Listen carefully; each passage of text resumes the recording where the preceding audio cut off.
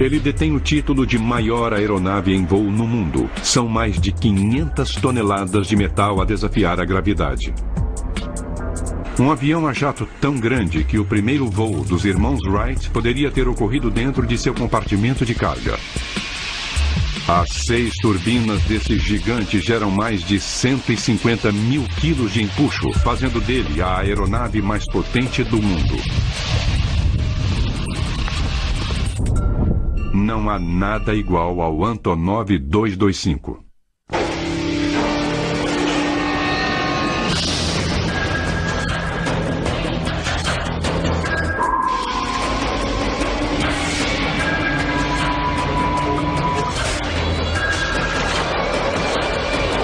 Superestruturas.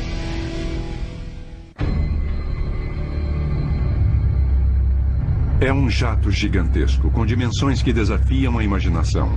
Com seus tanques cheios de combustível, esse monstro pesa mais de 560 toneladas. Ele parece desafiar a gravidade quando eleva todo esse peso aos céus.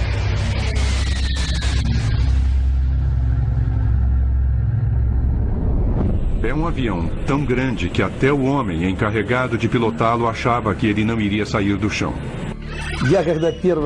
Quando eu vi o avião na linha de montagem pela primeira vez, eu disse, não é possível. Não é possível que esse avião possa decolar.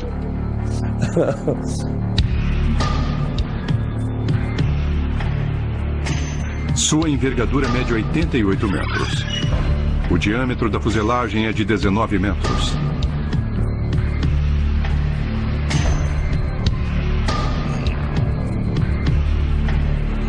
Sua altura é de quase 7 andares.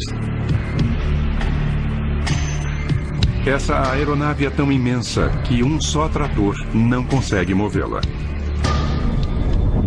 São necessários 2 tratores pesados para rebocá-la do hangar para a pista. Todos esses dados somados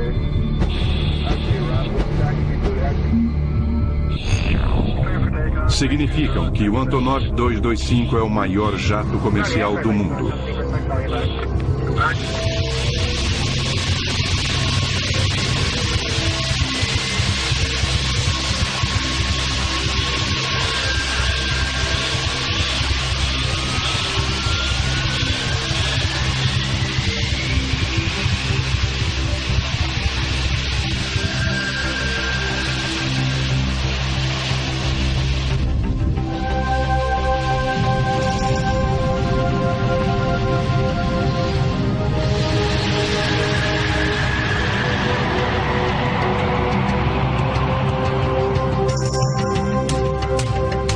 Esse monstro de 6 motores é o campeão peso pesado dos céus. Imagine um avião tão gigantesco que mal consiga passar entre os postes de gol do futebol americano. Para que se possa ter uma ideia, o jato mais utilizado do mundo, o 737, parece um anão ao lado dele. E com seus 84 metros de comprimento, é 14 metros maior do que o maior jato de passageiros que existe, o Boeing 747-400.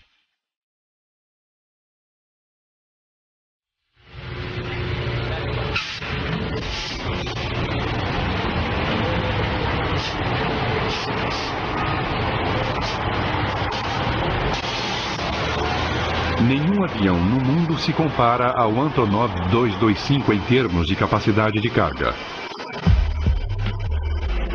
O C-17 Globemaster da Força Aérea Norte-Americana transporta 85 toneladas. E o poderoso C-5A Galaxy sobe aos céus com 135 toneladas. Mas em termos de cargas gigantes, os aviões Antonov da Ucrânia estão numa outra classe. O Antonov 124, o irmão menor do 225, se é que algo desse porte pode ser chamado de menor, aceita uma carga de mais de 150 toneladas.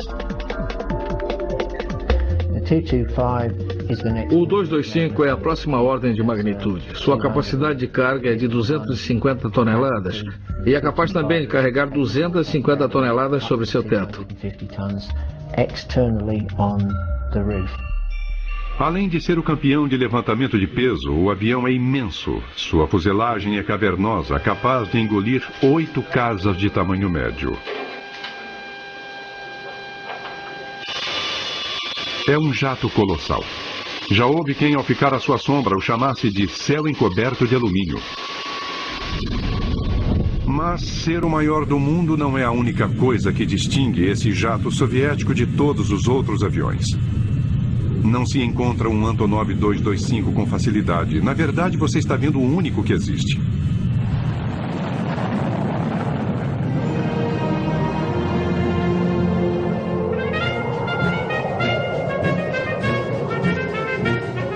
O 225 tem uma longa história de criação, abandono e depois de um renascimento que lembra a lenda do Fênix, pois ele voltou aos céus vindo das cinzas econômicas da antiga União Soviética. A odisseia desse jato único realmente o coloca numa classe à parte de todas as outras máquinas voadoras. O Antonov 225 evoluiu da competição intensa com os Estados Unidos da América pelo domínio do espaço. Esse pesado monstro de metal foi construído na Ucrânia em 1988 para carregar o ônibus espacial soviético. O ônibus espacial, com seus 36 metros, ficava confortavelmente apoiado sobre os ombros largos do Antonov 225 e era ofuscado pelas dimensões da aeronave projetada para transportá-lo.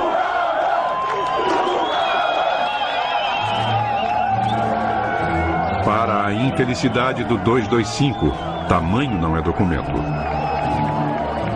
Em 1989, o Muro de Berlim caiu e em 1991 a própria União Soviética virou história. Nem mesmo seu tamanho poderia salvar o Antonov 225 dos problemas econômicos de um país em transição. O programa espacial deles foi cancelado e esse jato assombroso foi aposentado e promovido a ser a maior pilha de sucata do mundo. Eles estacionaram o avião num canto do complexo de Gostomel, onde eram conduzidos os testes, e ficaram vendo esse patrimônio maravilhoso cair aos pedaços.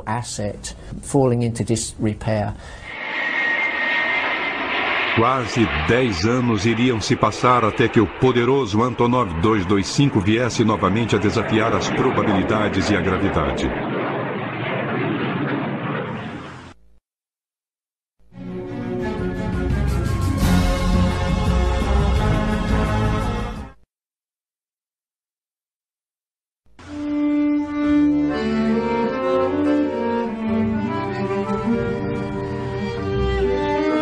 O maior avião do mundo leva o nome de seu criador. O nome de um homem cuja paixão pelos aviões teve início no tempo em que o czar Nicolau II ainda imperava sobre a Rússia e a ciência aeronáutica vivia sua primeira infância. Ele viria a se transformar num dos heróis de uma nação que ainda não existia. Oleg Konstantinovich Antonov nasceu no dia 7 de fevereiro de 1906, perto de Moscou. 3 anos apenas depois de os irmãos Wright terem voado pela primeira vez em Kitty Hawk. Enquanto seu país atravessava a Primeira Guerra Mundial e a Revolução Comunista, o jovem Antonov mantinha sua cabeça nas nuvens. Ele colecionou peças de aviões da Primeira Guerra e sua fascinação com o voo o levou a projetar seu primeiro planador. Oleg Antonov construiu sua primeira máquina voadora em 1923, quando tinha 17 anos de idade. Era um planador que não chegou a ter muito sucesso, mas durante os 15 anos seguintes, Oleg Antonov construiu muitos outros planadores de classe internacional que ganharam alguns campeonatos soviéticos e mundiais. Ele aperfeiçoou suas técnicas de engenharia na Escola Politécnica de Leningrado, onde se formou em 1930. A partir daí, trabalhou como projetista-chefe em várias fábricas soviéticas, desenvolvendo mais de 30 tipos diferentes de planadores. Ele foi um engenheiro de muito talento, especialmente em aerodinâmica. Durante a Segunda Guerra Mundial, Oleg Antonov foi subchefe de projetos do Sr. Yakovlev, o famoso projetista de aviões de caça. Mas isso não o satisfazia. Nas horas vagas, se é que ele tinha horas vagas, ele projetava seus próprios aviões, um dos quais veio a ficar famoso, o biplano Antonov II. Esse pequeno avião, o Antonov II, mostrado em frente aos escritórios de seu criador em Kiev, foi o modelo que o levou a projetar os jatos de grande capacidade de carga que levam seu nome hoje. O projeto teve o apoio do Sr. Yakovlev e do Ministério da Indústria Aeronáutica. O primeiro protótipo foi montado na fábrica de Kiev e voou em 1946. O avião era bom, obteve grande sucesso e o governo resolveu produzi-lo em grande escala.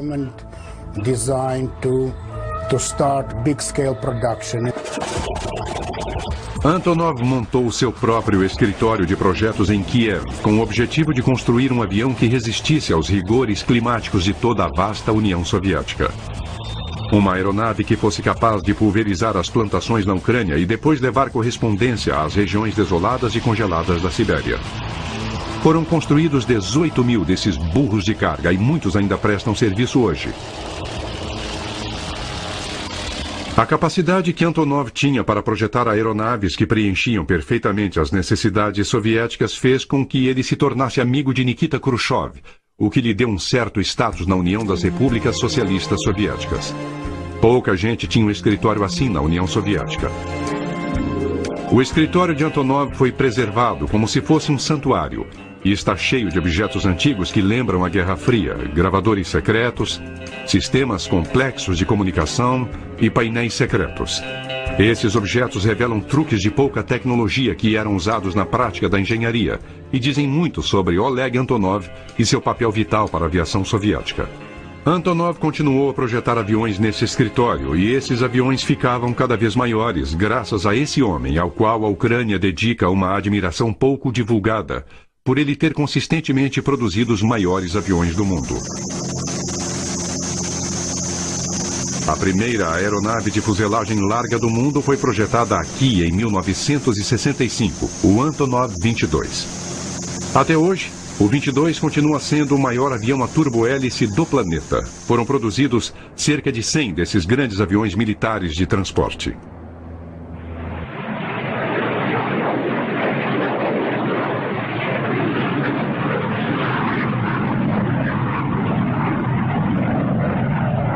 E depois veio o que é ironicamente chamado de irmão menor do maior jato do mundo. O Antonov 124.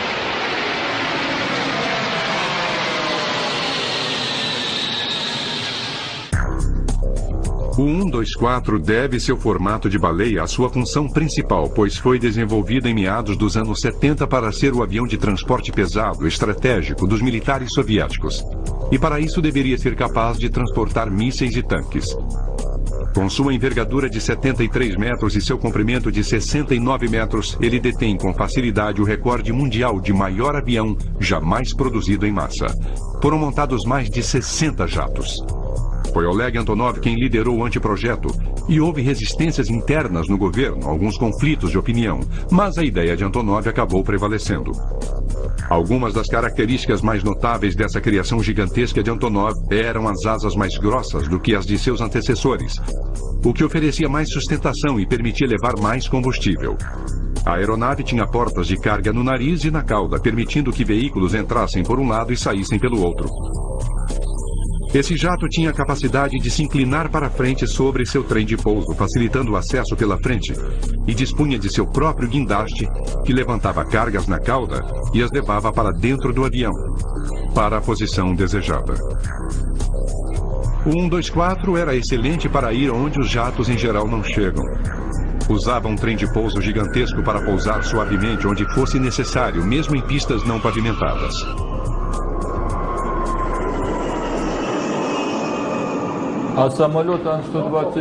O Antonov 124 é capaz de pousar em pistas de pouso primitivas. Já pousou até na região polar em campos de pouso congelados, quando transportávamos suprimentos para aquelas regiões. O primeiro protótipo voou em dezembro de 1982 e em 1984 o avião de transporte já estava em produção. Oleg Antonov, seu criador, faleceu naquele mesmo ano, aos 78 anos de idade. O calendário na sua mesa no escritório ainda marca aquele ano.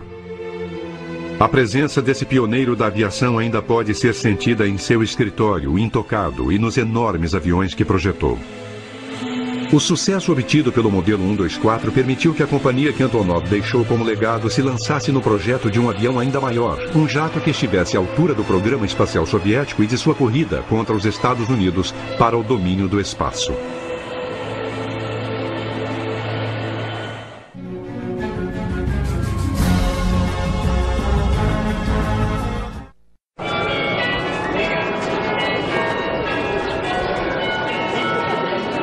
Uma coisa é certa, na antiga União Soviética, o que era maior era sempre considerado como melhor.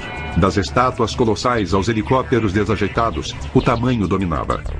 A competição com o Oeste era feroz durante a Guerra Fria, e os projetistas da Antonov se esforçavam para superar os americanos. Eu me lembro que competíamos com os Estados Unidos o tempo todo em termos de aeronaves de transporte. Eles construíram o Hércules, nós construímos o Antonov 12. Depois o Antonov 22. Eles construíram o C-5. Construímos o Antonov 124. Depois só o Antonov 225. Talvez os Estados Unidos não precisassem de um avião maior e talvez não tenham construído mais nada justamente por causa do Antonov 225.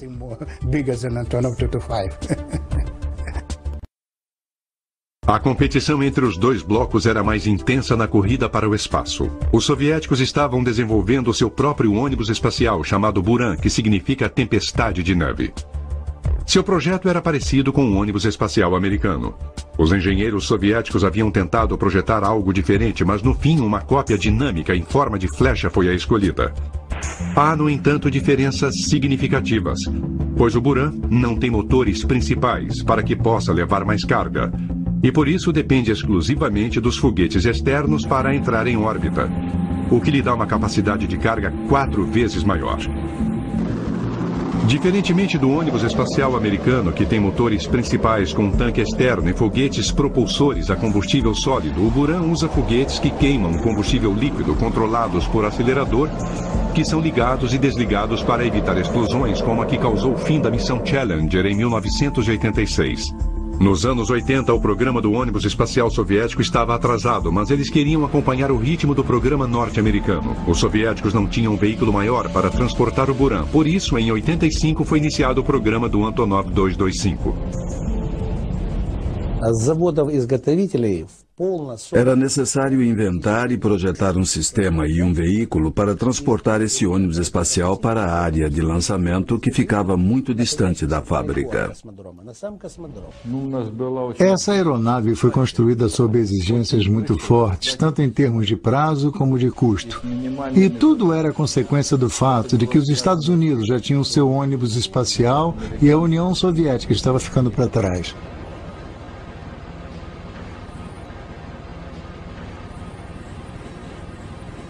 O escritório de projetos Antonov vivia sob pressão.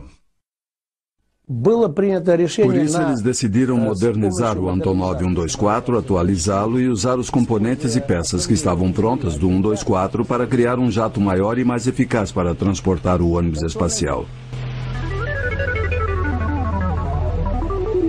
Com o apelido de Mria, que quer dizer sonho, em russo, o Antonov 225 nasceu da tecnologia que criou seu irmão menor.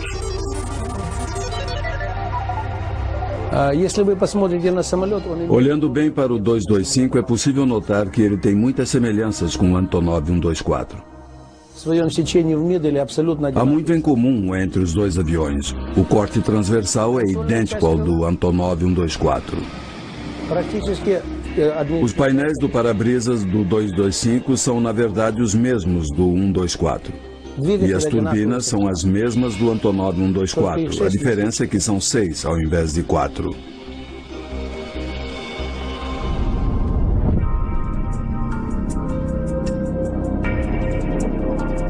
Mas as comparações param por aí. Não é preciso ser perito em aviação para identificar as diferenças entre os dois modelos, e a maioria tem a ver com porte e potência.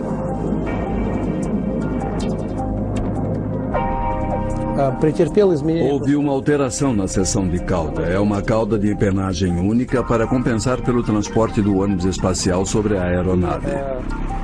Não há porta traseira de carga porque a fuselagem é muito longa e nós aumentamos os números de suportes do trem de pouso traseiro. Há 7 de cada lado no Antonov 225, que usa um total de 32 rodas, incluídas as da bequilha dianteira.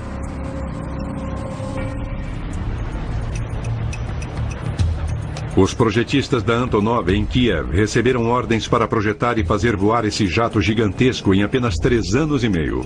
No início, a tarefa parecia impossível. Os engenheiros não conseguiam nem encontrar um galpão suficientemente grande para montar o jato.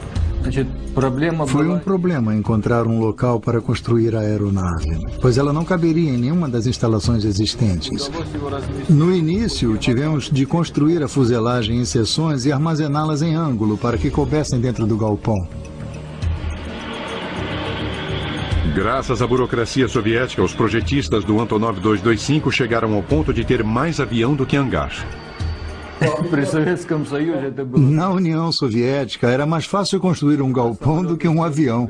Construíamos aviões em menos tempo do que éramos capazes de construir prédios. E tivemos que montar o 225 tão rapidamente que ele cresceu mais rápido do que o galpão onde estávamos montando.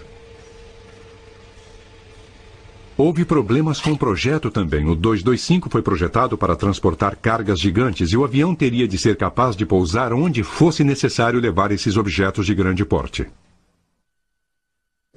Tivemos problemas com o trem de pouso. Tínhamos de resolver o problema de criar uma aeronave com um peso de decolagem de 600 toneladas que também fosse capaz de pousar em pistas que não eram feitas para o peso dela. O trem de pouso teve de ser projetado de modo a não quebrar as pistas. A solução do problema foi o enorme conjunto de trens de pouso do Antonov 225, que envergonha qualquer carreta de 18 rodas. São 32 que queimam borracha cada vez que esse colosso de 600 toneladas toca o solo. Houve também outros desafios. O chefe dos projetistas se lembra de um susto que levou quando o jato estava quase pronto.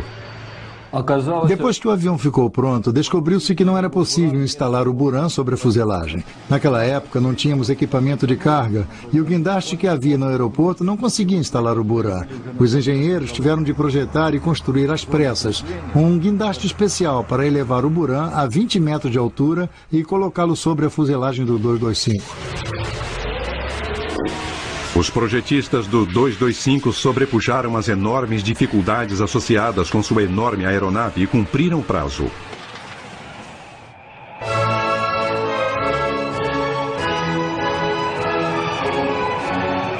Ele foi rebocado para fora do hangar com toda pompa e circunstância.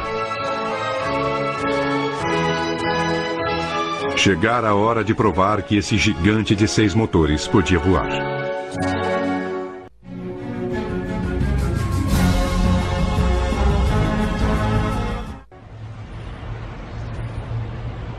O escritório de projetos Antonov trabalhou duro para concluir o 225 dentro do prazo estabelecido pelo governo soviético.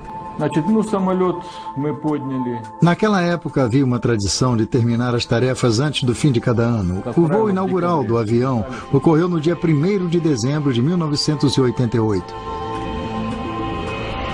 O diretor de testes de voo, que achava impossível o Antonov 225 voar, mudou rapidamente de opinião ao participar do primeiro voo histórico desse avião. Começamos a testar o avião na pista de taxiamento. Depois conduzimos testes na pista de pouso e finalmente decolamos para o primeiro voo. E quando ele decolou, eu vi que era totalmente possível voar com 225 e isso era incrível. Todos os que trabalharam para construir esse avião criaram um forte vínculo com ele, dos projetistas aos pilotos de prova. Eu me senti muito orgulhoso quando vi o avião decolar pela primeira vez. Foi um dia muito feliz. Meu nome é Alexander Galunenko. Eu sou o piloto-chefe de provas da aeronave Antonov 225. É claro que gosto de fazer o que faço. É um emprego único, um verdadeiro desafio. Este avião é absolutamente único. O 225 quebrou 109 recordes mundiais de autonomia, altitude e capacidade de carga em poucos meses após seu voo inaugural.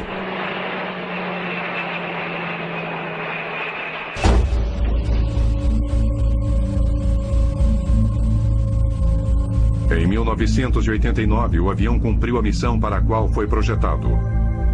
Voou com um ônibus espacial soviético que pesava 90 toneladas preso ao seu exterior pela primeira vez.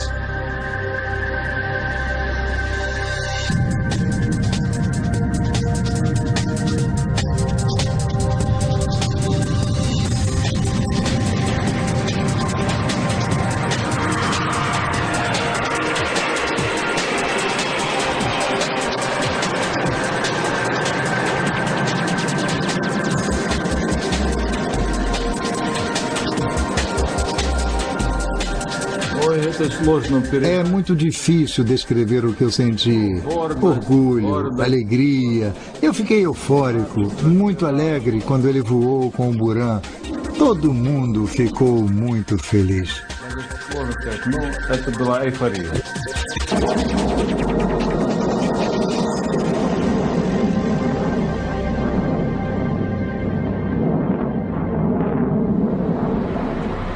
O 225, com Buran preso a ele, apareceu pela primeira vez perante uma audiência internacional no Salão de Aviação de Paris em 1989. O jato gigantesco roubou a cena. Eu me lembro que em Paris, em 1989, os visitantes não se interessaram por nenhum outro avião do show, mas havia uma fila enorme perto do nosso para visitá-lo. O porte e a potência do Antonov 225 capturaram imediatamente a imaginação do mundo. Houve até propostas para transformar o Antonov em aeronave de lazer para fazer cruzeiros. Houve muitas propostas estranhas apresentadas por estrangeiros muito ricos. Foi sugerido que ele fosse transformado em hotel voador com quartos e suítes no deck superior e no deck de baixo haveria piscinas e um cassino. E quantas pessoas poderiam desfrutar dessa fantasia de lazer? Do ponto de vista técnico, o avião poderia levar até 1.500 pessoas. É interessante fazer algumas comparações. O jato de passageiros de maior capacidade em operação hoje é o Boeing 747-400, que a plena carga transporta apenas 524 passageiros. Se fosse adaptado, o Antonov 225 poderia levar quase 3 vezes esse número de pessoas. O Buran acabou só executando um voo espacial, e poucos anos após o voo inaugural do 225, ocorreu um evento que mudou o mundo e acabou com todos os planos grandiosos acerca do futuro desse jato gigantesco.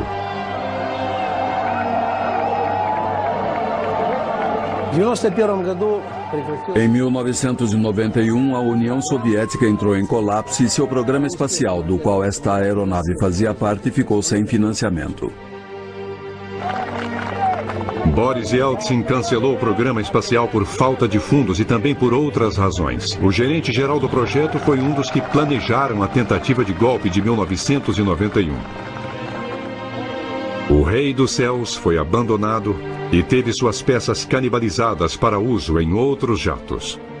O único Antonov 225 do mundo estava sendo esquartejado aos poucos, sacrificado, pedaço a pedaço, para salvar da ruína financeira a companhia que o projetou. Ele deixou de voar por falta de fundos e permaneceu parado por 8 anos. O avião que foi criado para competir na Guerra Fria acabaria renascendo na forma de ferramenta capitalista.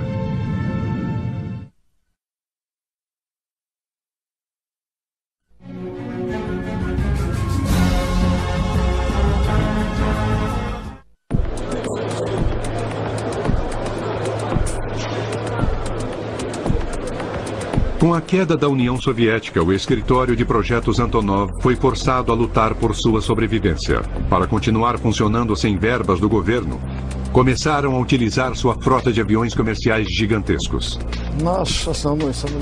Começamos a oferecer ao mercado o principal componente de nossa frota, o Antonov 124, que permite que transportemos cargas de grandes dimensões e muito pesadas. Eles formaram então uma parceria com a firma inglesa Airfoil Heavy Lift e fundaram as linhas aéreas Antonov. A empresa de Londres está a cargo do recebimento dos pedidos e da programação de voos. Juntas, as duas companhias preenchem um nicho do mercado usando os megajatos da Antonov que ninguém mais tem.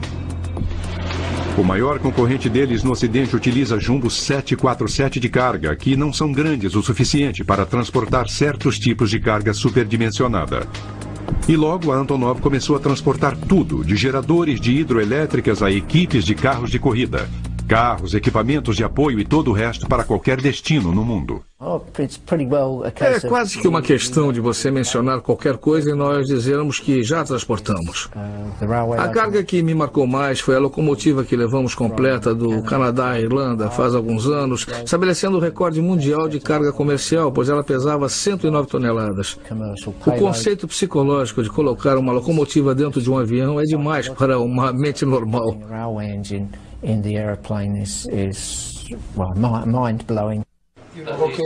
Ok, estamos falando de um total de 120 toneladas, metade sendo descarregada em Chicago e outra metade na Colômbia. Aqui fica o centro de operações da Airfoil Heavy Lift, e é daqui que coordenamos os voos que operamos juntos com o escritório de projetos da Antonov, que inclui aviões Antonov 124 e 225. O planejamento é crucial quando a carga é muito grande ou muito pesada, ou ambos, e os computadores ajudam a determinar como a carga vai ser colocada a bordo. Desenvolver o plano de voo é também um grande desafio. Cargas pesadas resultam em alto consumo de combustível e, em geral, são necessárias várias escalas para reabastecimento. O impressionante é que os maiores aviões do mundo não exigem as maiores pistas de pouso do mundo. Esses aviões podem pousar em espaços limitados. O 124 pode pousar até em campos gramados, o que o tornou muito popular na África, onde transporta suprimentos que salvam vidas. Um deles, uma vez, levou 452 refugiados etíopes para um local seguro. O grande 124 sustenta também o escritório de projetos Antonov. Ao utilizá-lo para prestar serviços, a companhia conseguiu sobreviver à queda da cortina de ferro. O nosso Antonov 124 produz dinheiro que, em tempos difíceis, ajuda a manter nosso escritório de projetos em Kiev.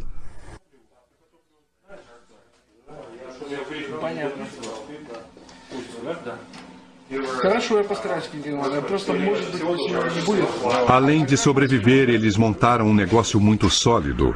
No fim dos anos 90, a companhia estava recebendo pedidos para transportar cargas de mais de 150 toneladas, que é a capacidade máxima do Antonov 124. Ganhamos muita experiência em transporte comercial com a operação do 124 e chegamos à conclusão de que havia uma demanda para transporte de cargas com peso além da capacidade do 124. Aparecera uma oportunidade para o 225 e sua enorme capacidade de carga, mas ele estava enferrujando num aeroporto ali perto. Os dirigentes da companhia perceberam que ele poderia suprir a demanda por transporte de megacargas.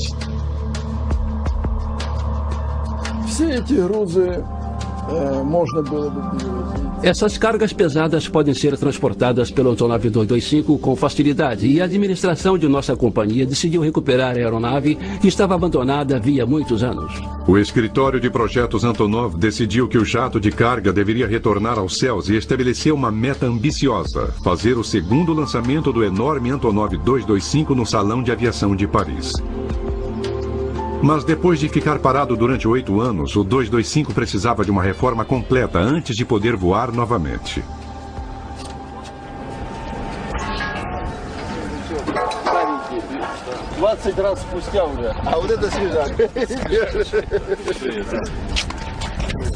E de repente foi como se a história se repetisse, pois os mesmos projetistas, montadores e pilotos desse avião fenomenal foram chamados para executar o milagre de sua ressurreição.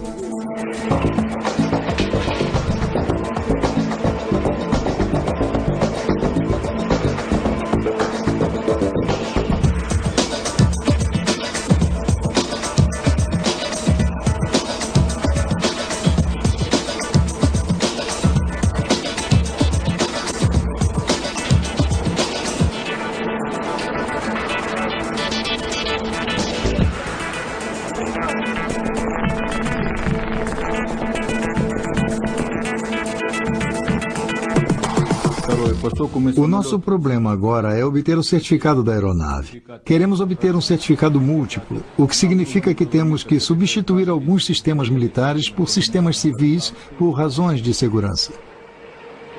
O avião de 10 anos de idade teve de ser tratado como se fora um avião novo. O 225 nunca havia sido certificado, não havia provado às autoridades que era seguro para voar. Seus voos iniciais, até mesmo o transporte do ônibus espacial soviético, foram considerados testes militares. Mas agora esse gigante deveria passar por mais testes para provar que atendia aos padrões da aviação internacional antes de receber o certificado que o autorizaria a fazer voos comerciais. A maior parte do procedimento de certificação havia ocorrido em 1989, mas depois do colapso da União Soviética, esse procedimento foi sustado. Ainda são necessários 8 ou 10 voos para concluir a certificação e nós vamos voar e conseguir o certificado desse avião.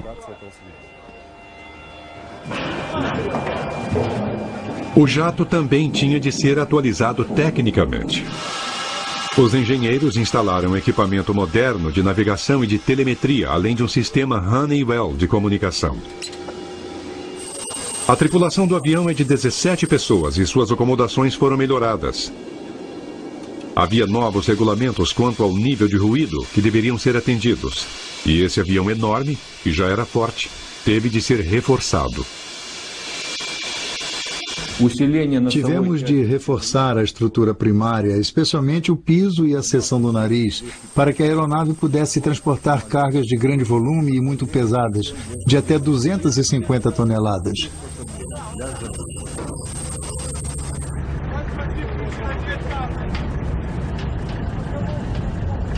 Todas essas melhorias foram necessárias para preparar esse grande jato para longos transportes. O avião está sendo submetido agora à manutenção de solo, antes do nosso primeiro voo, depois desse tempo todo parado. O 225 recebeu 6 turbinas novas fabricadas na Ucrânia, que produzem em conjunto mais de 150 mil quilos de empuxo.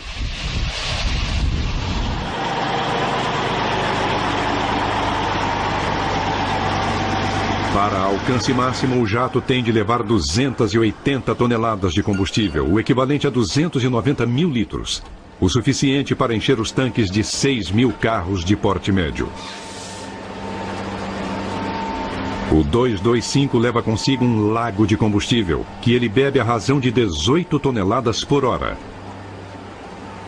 Dependendo do peso da carga, ele pode voar 13 mil quilômetros, sem escalas. Essa é a distância de Nova York a Hong Kong.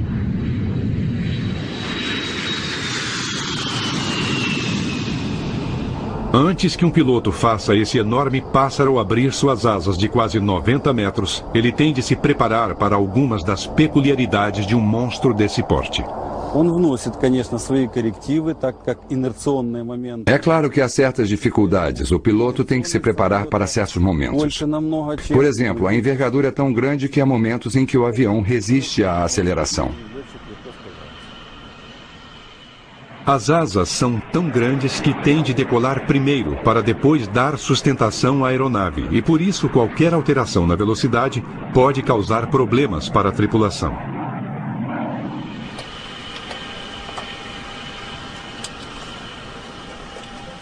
E a cabine, colocada lá em cima, faz com que o piloto fique a uma altura de 3 andares sobre o solo. E o que ele vê não é necessariamente o que precisaria ver.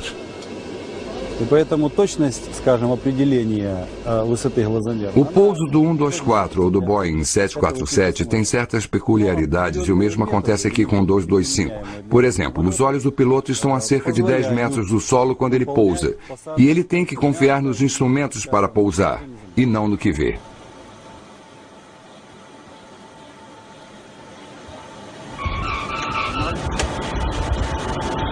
O peso máximo de decolagem desse jato potente é de fantásticas 580 toneladas. É o equivalente à soma dos pesos de decolagem de 8 Boeing 737. Será que o piloto tem de fazer muita força para subir aos céus com 640 toneladas de alumínio, combustível e carga? Não, é interessante. Todo mundo que vê o avião pela primeira vez me pergunta isso. A impressão é de que se precisa de um homem muito forte, um piloto grande, para operar esse avião grande.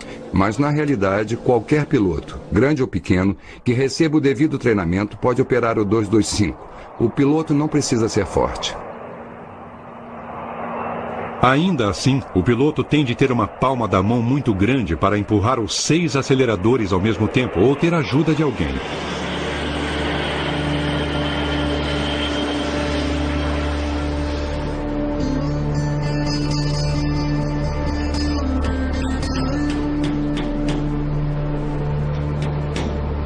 No período de 1 ano de ser retirado da naftalina e depois que as peças canibalizadas foram repostas e os sistemas de bordo atualizados, os homens que originalmente montaram o 225 podiam voltar a se orgulharem dele.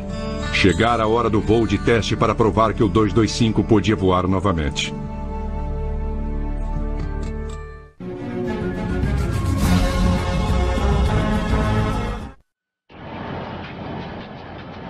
Foram gastos 20 milhões de dólares na reforma do Antonov 225 e em abril de 2001, depois de 8 anos no solo, o Golias de 6 turbinas acelerou e decolou no seu segundo voo inaugural.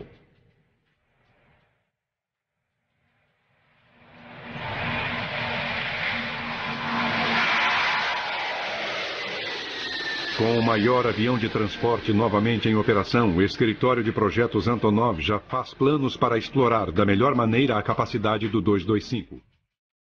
O avião tem grande capacidade de carga, podendo levar ao ar mais de 250 toneladas. E seu compartimento de carga de 43 metros de comprimento poderia engolir toda a fuselagem de um Boeing 737. Os engenheiros estão estudando a possibilidade de transportar fuselagens de 737 entre fábricas que distam milhares de quilômetros umas das outras. E o avião tem outra característica única, pois pode transportar carga no seu exterior, como o fez com o ônibus espacial soviético. Módulos aerodinâmicos estão sendo projetados para serem colocados sobre a aeronave no lugar do ônibus espacial. Eles vão levar volumes que sejam grandes demais para entrar no imenso compartimento de carga do 225.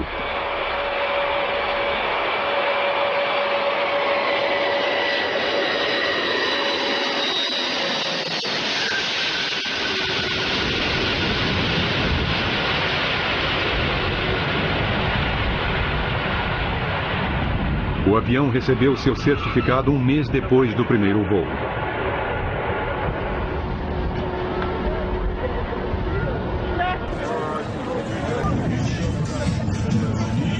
Foi um dia de muito orgulho para os ucranianos. Numa grande cerimônia, a qual compareceu o presidente Kuchma, da Ucrânia, a aeronave recebeu sua certificação para a operação comercial. O trabalho começou a dar frutos poucas semanas depois e eles conseguiram atingir sua meta.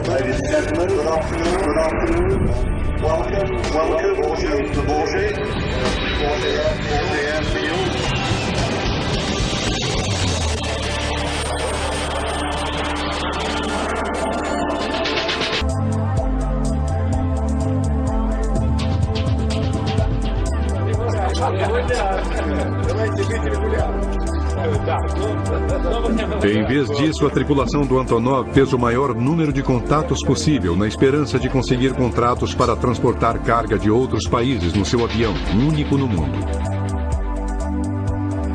E quando o Antonov 225 finalmente rugir sobre a pista e elevar todo o seu peso, as pessoas que assistem ao show em Paris não vão ver apenas o renascimento do maior jato do mundo.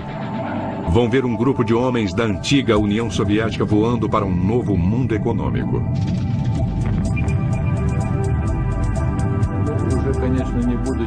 O que eu sinto agora não é muito diferente do que eu senti no primeiro voo. Sinto orgulho pela companhia Antonov e fico satisfeito porque em tempos tão difíceis conseguimos os recursos para fazer essa aeronave retornar à operação. A ressurreição dessa aeronave no Salão de Paris foi um sucesso absoluto. 13 anos depois de seu voo inaugural,